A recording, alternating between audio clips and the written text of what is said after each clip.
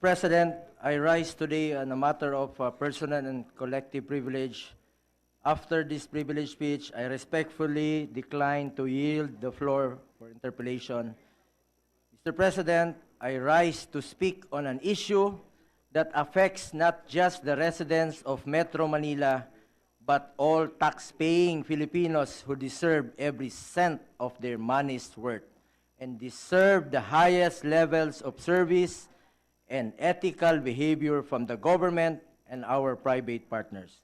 I am talking about the current issue embroiling the Philippine government and the two private concessionaires operating the water utilities in Metro Manila, Maynilad, and Manila Water. To give everyone a bit of a background, just this November, the Permanent Court of Arbitration in Singapore has ordered the Philippine government to pay Manila Water 7.39 billion pesos for refusing to implement the water rate increases that they have demanded in the past. Last year, the government was also ordered to pay Maynilad 3.4 billion pesos by the same arbitral tribunal for the same reason. Mr. President, I strongly believe that such a decision is not only disadvantageous to the Filipino people, it is also wrong. Water is essential to life. As human beings, we are all dependent on water. There is simply no replacement for it in the sustenance of human life. In fact, it is for this very reason that our laws treat water as a public good, a right that must be provided to all members of a society, no matter what the cost will be. Water is not only an economic resource, but also a natural resource for the benefit of all.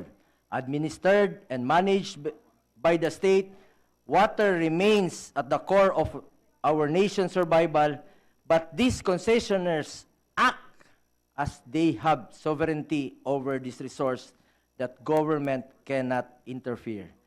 Akala siguro nila na candy lang ang binibenta nila.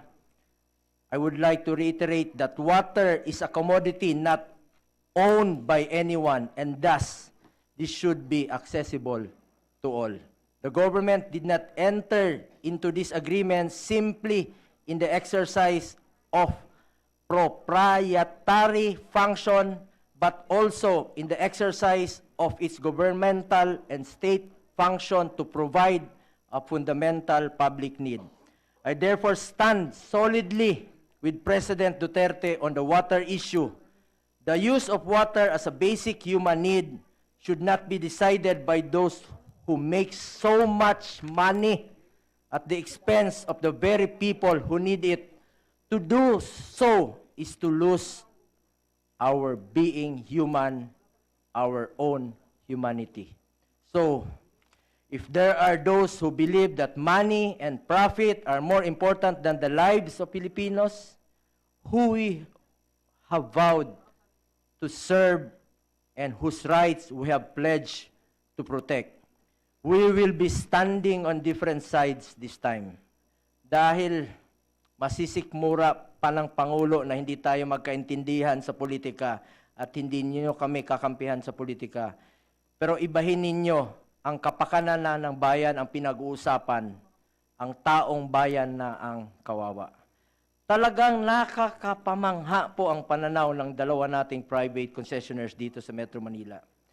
Wala na ba silang ginawa kundi abusuhin lamang ang tubig na pagmamay-ari ng mga Pilipino, kundi tiwala rin po ng mga consumers ang inaabuso.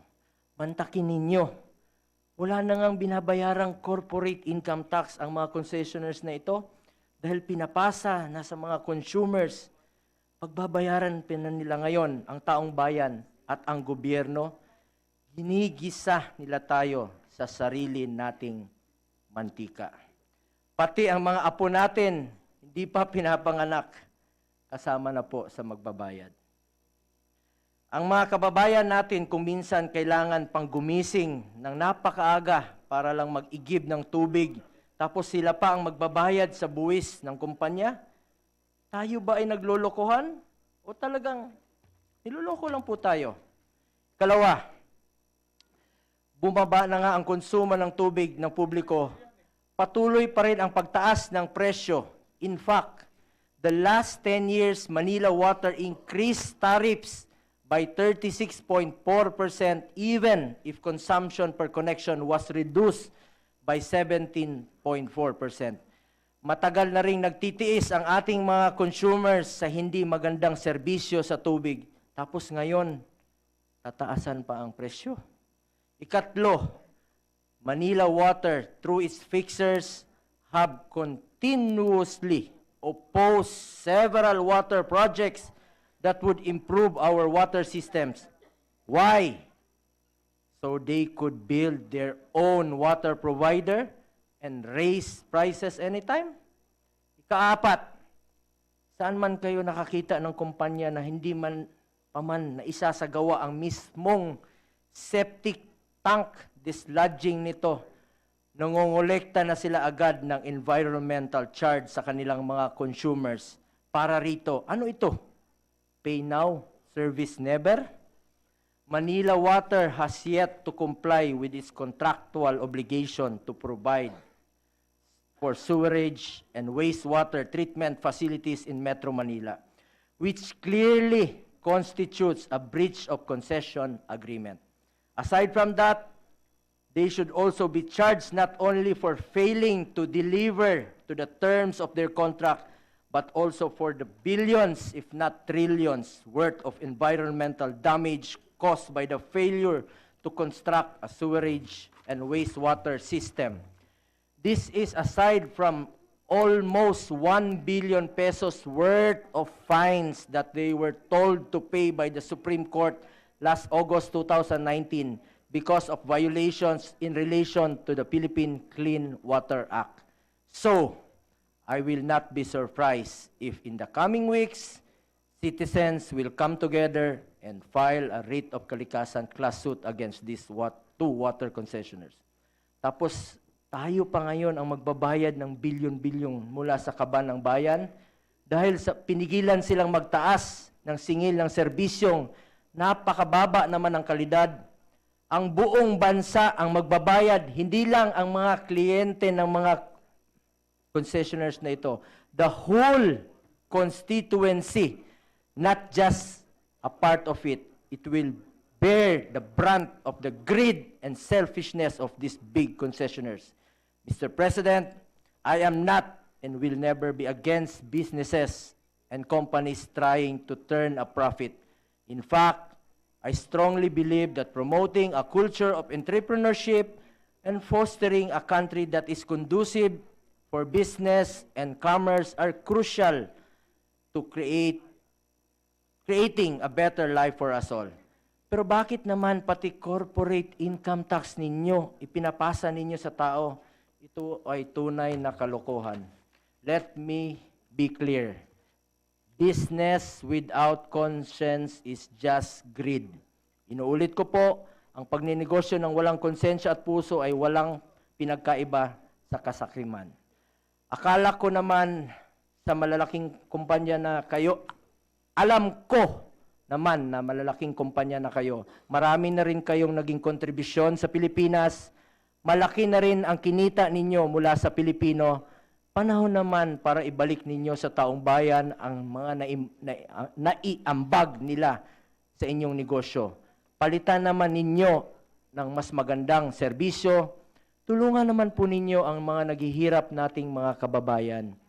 Mr. President, dear colleagues, the government and the people are now at the mercy of these big concessioners. It is apparent that many of the provisions in the concessionaire agreements are unfair and unjust to the Filipino people. Kaya ang tanong ko ngayon, sino ba ang mga abogado at opisyal na nakaupo ng pinabid at ginagawa ang mga kontratang ito? Bakit pinalusot ninyo at hinayaan na magkaganito?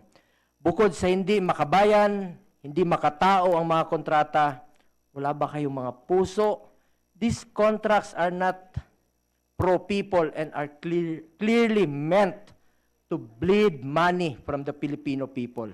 Mr. President, I believe that there is a need to renegotiate and rework these contracts.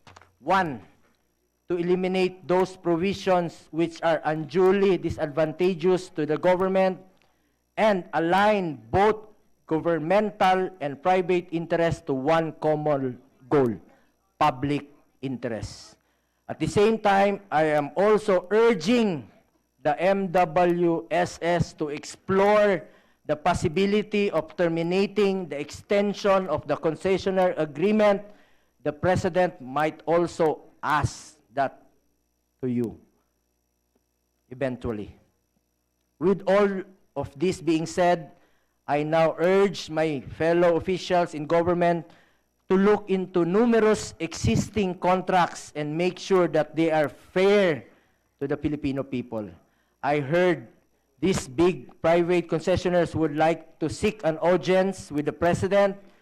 Bago pa po kayo makipag-usap sa gobyerno, ayusin muna ninyo ang mga obligasyon ninyo sa pamamagitan, sa mga pagtulong naman po sa mga kababayan nating nangangailangan, maaaring gamot sa mga may mga sakit, assistance sa mga naging biktima ng kalamidad, o di kaya ay suporta sa mga pulis at sundalo at sa kanilang mga naulila, na naiwan nilang mga naulila. Alam niyo po, minsan lang tayo dadaan sa mundong ito. Kaya gawin na natin ang tama, unahin na natin ang kapakanan ng mga kababayan nating Pilipino, magtulungan na po tayo para sa ating bansa.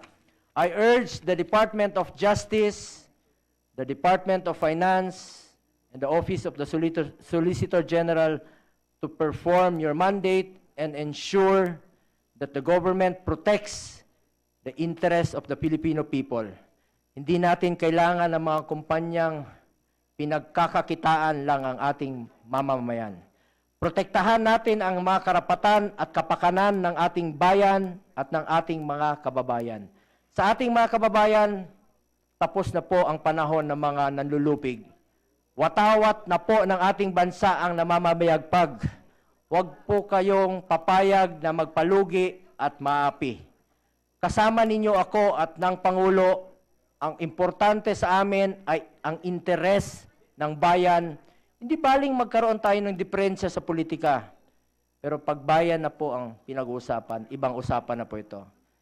And if the President will go down because of this issue, I will go down with him. Walang problema yan. Uwi na kami ng Davao. Kung sa Bisaya pa, uli nami. And just like what the President said even before he became President, sabi nga niya, I am here because I love my country and I love the Filipino people. Tama siya. Pilipino ako and I love my country more than anything else. Ito po yun. Hindi kami magdadalawang isip na ipaglaban ang karapatan ng mamamayang Pilipino ng ating bayan. Thank you, Mr. President. Majority Leader.